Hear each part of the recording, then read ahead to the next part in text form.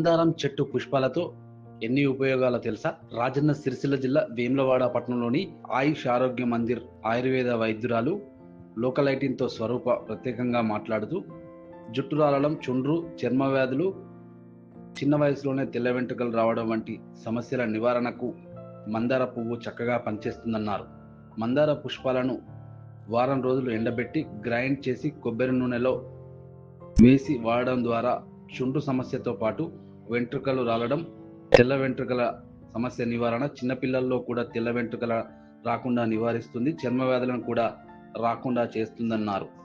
ప్రతి ఒక్కరూ తమ ఇంటితో పాటు పరిసర ప్రాంతాల్లో మందార చెట్టు ఉండే విధంగా చూసుకోవాలన్నారు.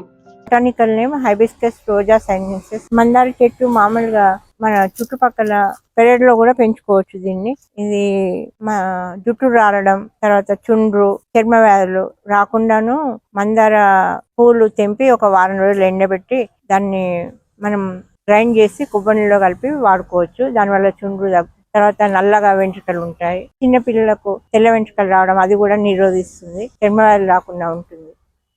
ప్రత్యేకంగా ఇన్ని సమస్యలకు ఉపయోగపడే మందార చెట్టు పుష్పాలు మనం తరచుగా ఇంటితో పాటు పరిసర ప్రాంతాల్లో చూస్తుంటాం. అయితే దానిని ఆయుర్వేద వైద్యురాలు స్వరూప చెప్పిన విధంగా చేసి అప్లై చేయడం ద్వారా ఈ సమస్యల నుంచి తప్పించుకోవచ్చు. సమస్యలు ఎలాంటి సైడ్ ఎఫెక్ట్ లేకుండా కూడా ఆయుర్వేద మూలికలుగా ఉపయోగపడతాయనే విషయాన్ని సైతం వైద్యురాలు లోకలైటిన్ ద్వారా విజ్ఞప్తి చేశారు.